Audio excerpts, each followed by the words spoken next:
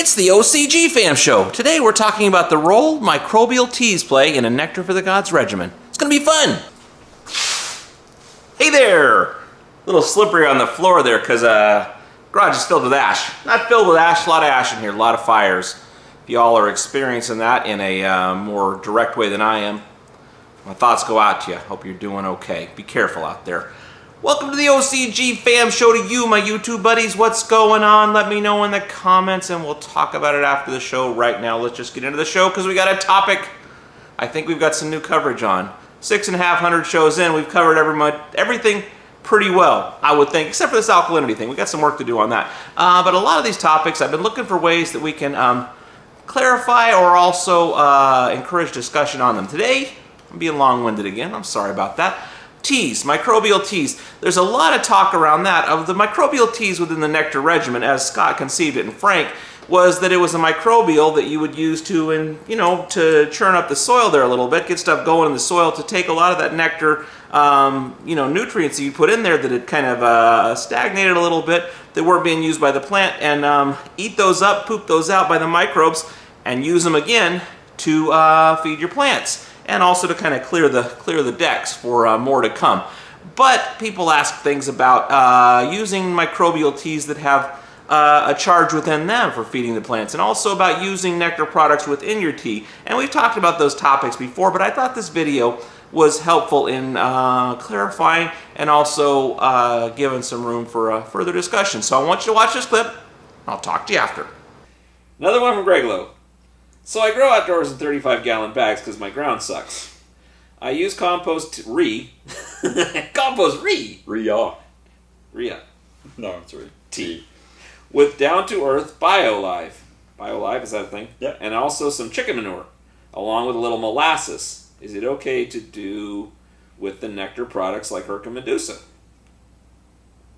No. Right? No. Well, I mean, as a tea, it's not. There's no point.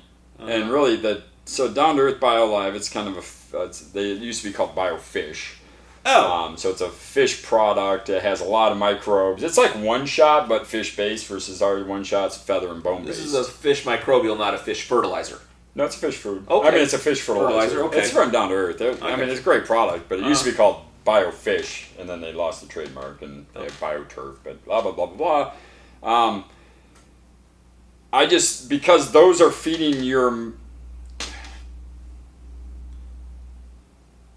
I mean, that's just a really high nitrogen tea. Yeah. With the chicken manure and all the fish and the BioLive. And molasses. Well, molasses that's just the food source on top. In there, yeah.